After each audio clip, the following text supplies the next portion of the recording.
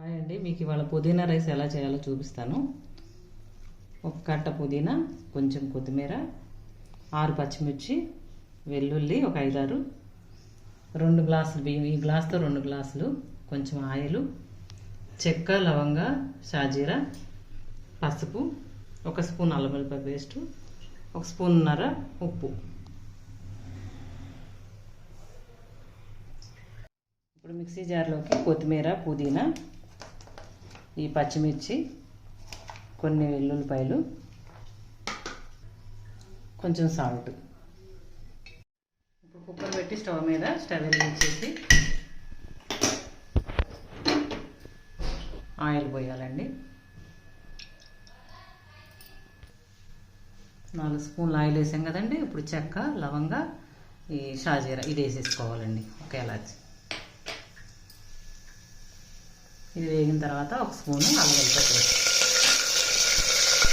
అల్లం పేస్ట్ వేగింది కదండి. ఇది ఇందాక పుదీనా, కొత్తిమీర ఇది మిక్సీ పట్టానండి. పచ్చిమిర్చి కూడా వేసి ఈ పేస్ట్ వేస్తున్నాను.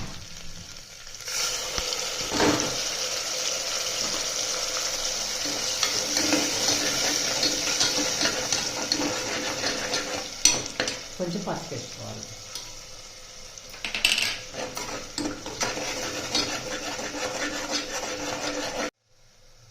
ఇప్పుడు ఈ పేస్ట్ వేగిందండి. ఈ ఆయిల్ ఇట్లా పైకి తేలుతుంది కదా, వేగినప్పుడు దీంట్లో రైస్ వేసుకోవాలండి. ఇప్పుడు రైస్ వేసుకోవాలండి. ఇలా రైస్ అంతా ఇది మిక్సర్ పెట్టి కలపాలండి. 2 మినిట్స్ ఉండాక ఇట్లా వేగిపోయిన తర్వాత దీంట్లోకి వాటర్ పోసుకోవాలండి.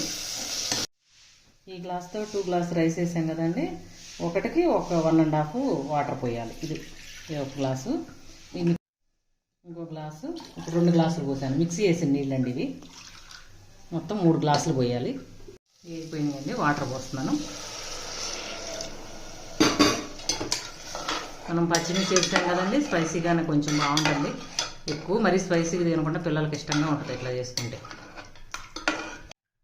వాటర్ పోసేసినాక మూత పెట్టేసుకొని మీడియం ఫ్లేమ్ మీద పెట్టుకొని 3 విజిల్స్ రానిచ్చి ఒక 5 మినిట్స్ సిమ్లో పెట్టేసి బంద్ చేసుకోవచ్చండి.